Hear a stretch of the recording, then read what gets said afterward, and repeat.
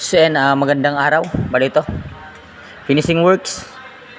Bali pinipinisingan na ni Kulkarin. Katuwang niya dito si Jobert. Kung saan yung mga step ng concrete stairs yung pinapalitadahan mga kumbate. Bali yung mixing niyan, dalawang buhangin, isang semento. Gamit natin dyan yung pine sand na tinatawag. Yung kunti lang yung bibistayin, marami na yung buhangin na lalabas. Bali tong step na to mga kumbate? 1, 2, 3, 4, 5, 6, 7, 8, 9, 10, 11, 12, 13, 13 step mga kumbate. Bali ito, nabuhusan na namin. Bali yung design na yan, yung box type na yan, sa akin yung design na yan. Sinabihan tayong labos na kung ano ba yung magiging design. Kasi yung dating design namin na ginagamit, ito, yung mga design na yan, nabasag na ho. Tsaka hinahanap namin, hindi na ho namin nahanap.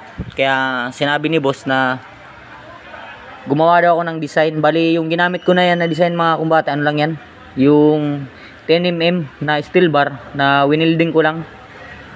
Yung sukat nyan 20 by 40 cm, 20 cm by 40 cm. Tsaka nilagyan ko ng design dyan sa gitna. Ayun ang kinalabasan yan. Bali pare-pares yan lahat mga kumbate, mula dito sa baba hanggang papuntang itaas.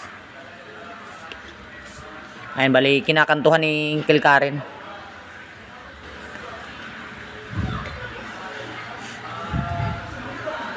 Yung pagkakanto mga kumbate, hindi dapat binibigla kagaya ng ginagawa ng Kulkarin. Hinagisan niya muna lahat. Bali yung nagisan niya, 1, 2, 3, 4, 5, 6, 7, 8. 8 step, bali inuna niya yung sa itaas. Hindi niya muna pininis kasi nga malambot pa, gawa ng malambot pa. Hindi niya hinihintay yung isa na matapos.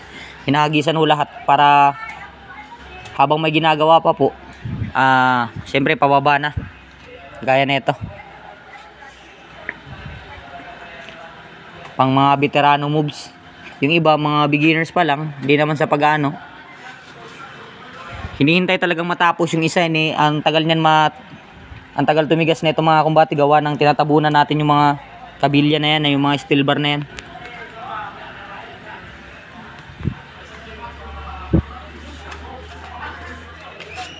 Bali dito sa bandang itaas, natapos na namin. Ito yung bali kahapon na binuhusan namin. Tapos ito yung elbow. Diyan, meron kaming elbow dyan papuntang itaas.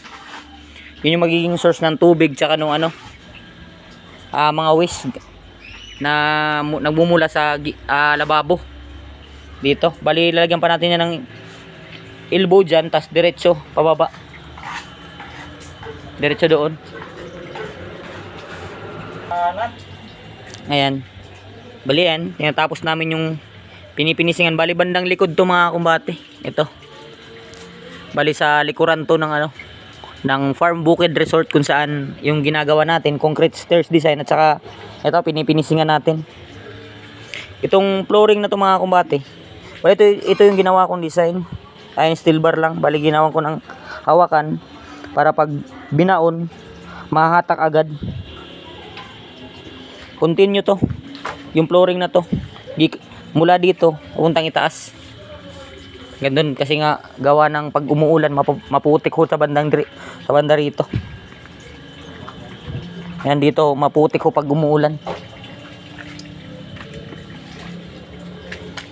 Kaya sabi nila boss, lagyan na lang daw ng design na concrete stairs.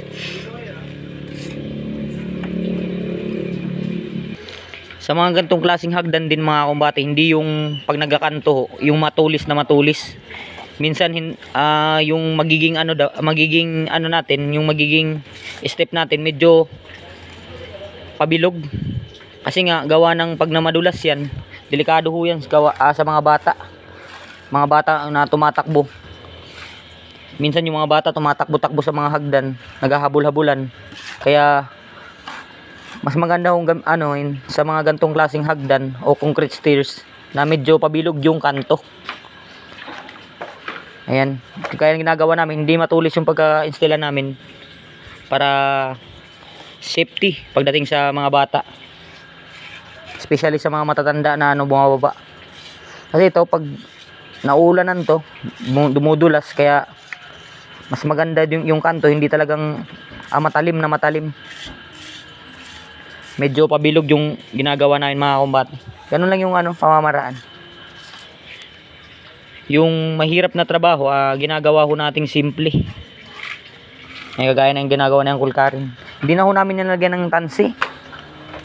Kasi nga yung mga ganito, maliliit lang naman ho na maliliit lang. Ayan. Maliliit lang na ang sukat nito mga kumbate nasa 120 cm, kaya hindi na ho namin yan nilagyan ng tansi. Kasi pag nilalagyan ng tansi, napakarami hong lalagyan. 1, 2, 3, 4, 5, 6, 7, 8, 9, 10, 11, 12, 13. And estimated lang ho yan mga kumbate, para lang malaman ng iba, yung mga beginners. Para sa mga beginners,